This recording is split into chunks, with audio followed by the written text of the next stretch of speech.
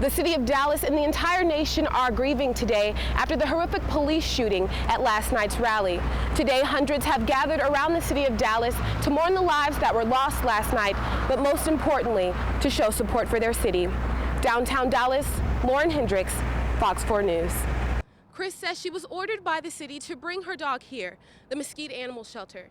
She says had she not had a gut feeling to come back and check on Peppy, she wouldn't have known about this terrible accident until days later. Larissa says that she had been writing this speech for years now. It was finally on graduation day that she says that she knew this moment was meant for her. For every stay booked on the hotel's website, Omni will make a donation to feed a family of 4 for an entire week. Isael said that he and his friends come here on lake weekends all the time after hanging out. But this time, they hadn't even received their food before things got heated. The amount of Dallas supporters after Thursday's tragedy has grown each day. These Young Supporters Lemonade stand will help to support the families affected by Thursday's shooting. Thetford was asked to come into the Collin County Sheriff's Office to be interviewed. During that interview, he told investigators that once he realized his daughter was unresponsive, he placed her in the refrigerator before calling 911. I am one of the 11 million undocumented immigrants living in the shadows of the United States. 19-year-old Larissa Martinez shocked the nation when she announced that she was undocumented in her valedictorian speech at McKinney-Boyd High School.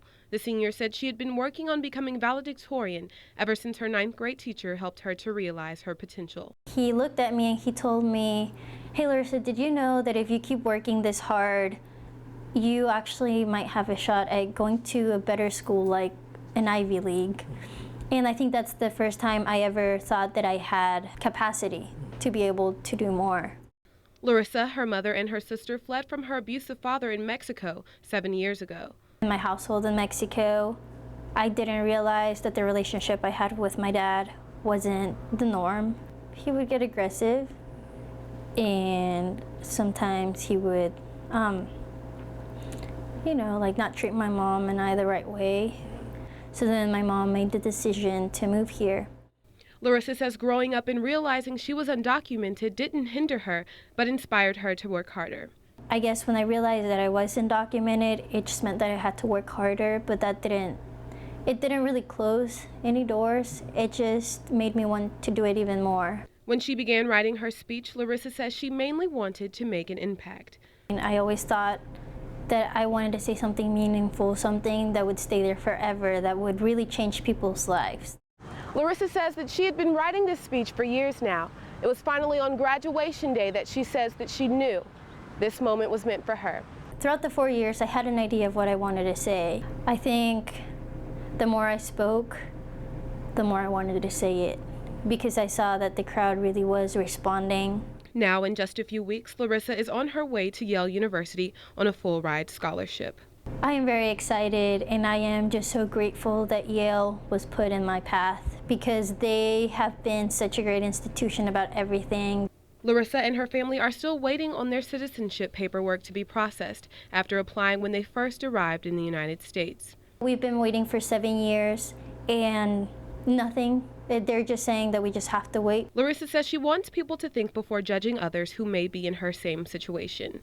I feel like it's important for people to take the time to really see both sides of the story and points of view before they choose to say things about something that maybe they don't understand. In the meantime, Larissa is focusing on her future and is grateful for the tremendous amount of support she has received. That same day, a lot of people came up to me after my speech that I didn't know, and they told me how much it meant to them. And that meant a lot to me, because that's why I did it, for those people. Larissa will leave next week to begin yet another journey. In Irving, Lauren Hendricks, Fox 4 News.